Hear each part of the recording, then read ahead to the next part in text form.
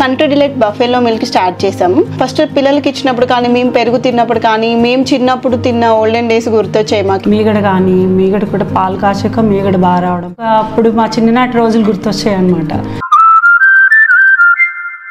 అమెరికాకు దగ్గరయ్యేందుకు పాకిస్తాన్ ఎత్తుగడలు వేస్తోంది.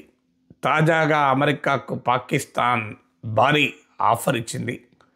అరేబియా సముద్రంలో బెలూచిస్తాన్లోని పాస్నీలో ఏకంగా ఒక పోర్టు నిర్మించి ఆపరేట్ చేసుకోమంటూ అమెరికాకు పాకిస్తాన్ ఆఫర్ ఇచ్చింది.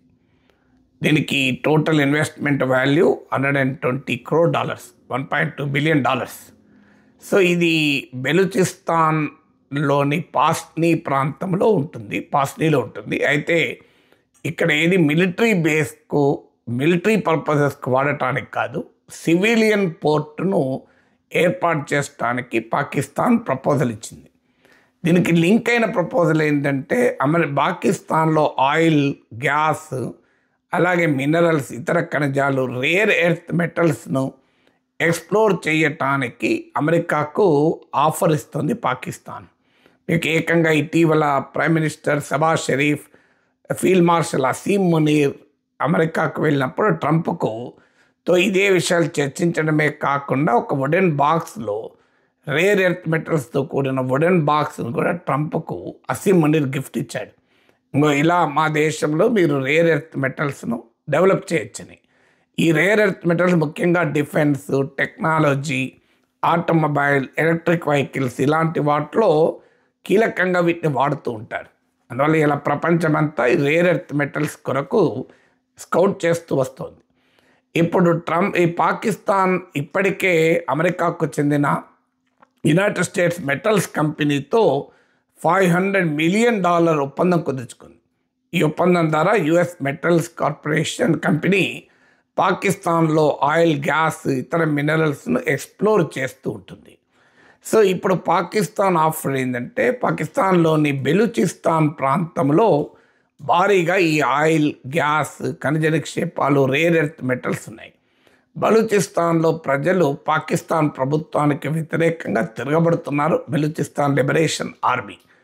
ఇప్పుడు పాకిస్తాన్ ఆఫర్ ఏంటంటే మీరు అరేబియా సముద్రంలో బెలూచిస్తాన్లోని పాస్నీలో ఒక పోర్టు నిర్మించి ఆ పోర్టుకు ఈ బెలూచిస్తాను, పాకిస్తాన్లోని వెస్ట్రన్ ప్రావిన్సెస్కు రైల్ లింక్, అంటే మీ ఇక్కడికి నుంచి మినరల్ సంపదను, ఖనిజ సంపదను ఎక్స్ప్లోర్ చేసి మైనింగ్ చేసి ఆ పోర్టు ద్వారా బయటికి పంపించడానికి వీలుగా రైల్వే లైన్ కూడా ఏర్పాటు చేసుకోవాలని పాకిస్తాన్ అమెరికాకు ప్రతిపాదన.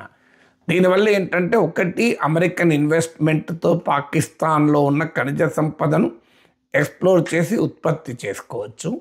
దాన్ని ఈ పాస్నీలో ఏర్పాటు చేసే పోర్టు ద్వారా ట్రేడ్ చేయొచ్చు.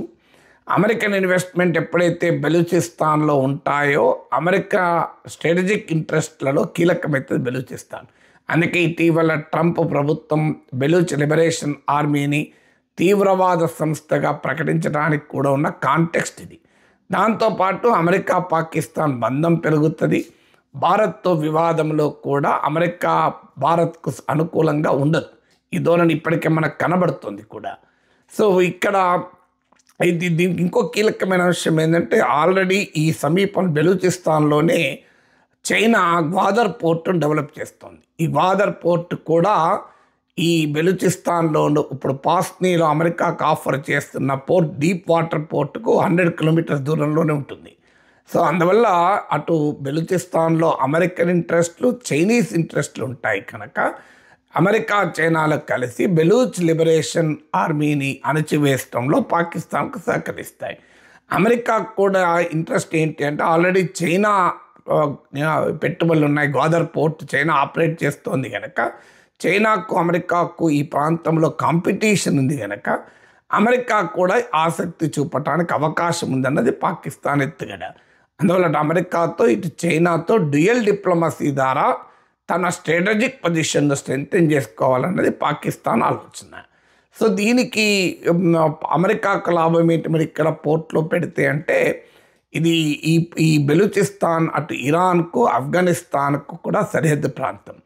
అలాగే సెంట్రల్ ఏషియాతో కూడా లింక్ అయి ఉంటుంది. అందువల్ల ఇక్కడ పాస్నీలో, బెలూచిస్తాన్లోని పాస్నీలో ఒక పోర్టును అమెరికా నిర్మించి ఆపరేట్ చేస్తే మీకు సెంట్రల్ ఏషియాతో ట్రేడ్ రిలేషన్స్ పెరుగుతాయి.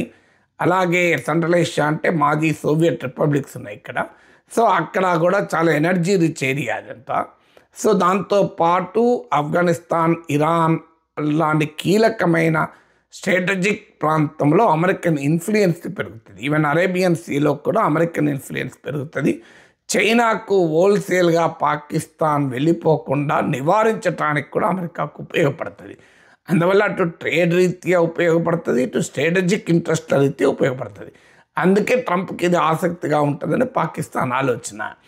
దీనివల్ల మనకేంటి సమస్య అని మనం అనుకుంటే, ఒకటి, అమెరికా పాకిస్తాన్ మధ్య బంధం పెరగడం మనకు సహజంగానే ఇబ్బందికరంగా ఉంటుంది. ఆల్రెడీ చైనా పాకిస్తాన్ నెక్సెస్ ఉంది. పాకిస్తాన్ ఇంపోర్ట్ చేసుకునే ఆయుధాల్లో 81% చైనా నుంచే వస్తున్నాయి. ఇటీవల సౌదీ అరేబియాతో కూడా పాకిస్తాన్ నాటో తరహా ఒప్పందం కుదుర్చుకుంది. ఇప్పుడు ఆల్రెడీ ట్రంప్ అడ్మినిస్ట్రేషన్తో పాకిస్తాన్ అనేక ఒప్పందాలు కుదుర్చుకుంది. ఆల్రెడీ క్రిప్టో డీల్ కుదుర్చుకుంది అమెరికాలో ఒక కంపెనీతో పాకిస్తాన్. ఆ కంపెనీలో 60% వాటా ట్రంప్ ఫ్యామిలీదే. అలాగే మీకు అమెరికాతో ఇప్పుడు ఆయిల్ ఎక్స్ప్లోరేషన్ డీల్ కుదుర్చుకుంది. నేను ఇంతకుముందు చెప్పినట్లు మినరల్ ఎక్స్ప్లోరేషన్ డీల్ కుదుర్చుకుంది. అలా ఇక అమెరికా నుంచి మరింతగా డిఫెన్స్ సప్లైస్ కూడా పాకిస్తాన్ కొంటానని హామీ ఇచ్చింది. సో ఇది పాకిస్తాన్ అమెరికాల మధ్య వ్యూహాత్మకమైన వాణిజ్య బంధం బలంగా పెరుగుతుంది. అది డెఫినెట్గా ఇండియాకు స్ట్రాటజిక్గా నష్టం. దాంతోపాటు ఈ పాస్నీకి సమీపంలో ఒక 300 కిలోమీటర్ దూరంలో భారతదేశం ఇరాన్లోని చబహర్ పోర్టు నిర్మాణ కాంట్రాక్ట్ కూడా తీసుకుంది. ఇది మీకు 2024లో ఇరాన్తో ఫ్రెష్గా కూడా ఒప్పందం కుదిరింది. వాస్తవంగా ఈ చబహర్ పోర్ట్లో అమెరికా ఆంక్షల వల్ల మనం కాస్త వెనక్కు తగ్గాం. ఇటీవల 2024 ఒప్పందం ద్వారా మళ్ళీ ముందుకెళ్ళాం. ఈ చబహర్ పోర్టు నిర్మించి రైల్ లైన్స్ కూడా నిర్మిస్తాం. దీనివల్ల పాకిస్తాన్ బైపాస్ చేస్తూ ఇరాన్, ఆఫ్ఘనిస్తాన్ల ద్వారా మీకు సెంట్రల్ ఏషియాకు ట్రేడ్ రూట్ ఇండియాకు అందుబాటులో ఉంటుంది. అందువల్ల ఇండియాకు కూడా చాలా స్ట్రాటజిక్ ఇంపార్టెన్స్ ఈ చబహర్ పోర్ట్ ఉంది. సో అందువల్ల చబహర్ పోర్టు సమీపంలో అమెరికా ఒక port, already Chinese Gwadar port ఉంది. ఇప్పుడు అమెరికాకు ఒక పోర్టు నిర్మించమని పాకిస్తాన్ ఆఫర్ ఇవ్వడం ద్వారా ఇండియన్ ఇంట్రెస్ట్లకు కాంపిటీషన్గా అమెరికాను రంగంలోకి దించే పని పాకిస్తాన్ చేస్తుంది. సో ఇది ఇండియన్ ట్రేడ్ అండ్ స్ట్రాటజిక్ ఇంట్రెస్ట్లకు కూడా ఒక ఛాలెంజ్గా మారుతుంది. అందువల్ల పాకిస్తాన్ చాలా ఒక బృహత్తరమైనటువంటి డిప్లొమాటిక్ వ్యూహంతో అమెరికాను దగ్గర చేసుకోవటానికి, ట్రంప్ బిజినెస్ ఇంట్రెస్ట్లు ఉన్నవాడు, ట్రంప్ డీల్ మేకర్ కనుక ట్రంప్కి అర్థమయ్యే భాషలో పాకిస్తాన్ ఆఫర్లు ఇస్తుంది. ఆల్రెడీ అందరికన్నా ముందు, ఈవెన్ ఇజ్రాయెల్ కన్నా ముందు ట్రంప్కు నోబెల్ బహుమతికి ప్రతిపాదించాడు అసీం మనీర్. దాంతో ఐ లవ్ పాకిస్తాన్ అంటూ డ్యూయట్లు పడుతున్నాడు డొనాల్డ్ ట్రంప్. ఇప్పుడు ఇంత భారీగా మినరల్స్ డీలు దాన్ని ప్రొడక్షన్ చేయడమే కాదు, ట్రేడ్ చేసుకోవడానికి అవకాశాన్ని ఇస్తున్నాడు.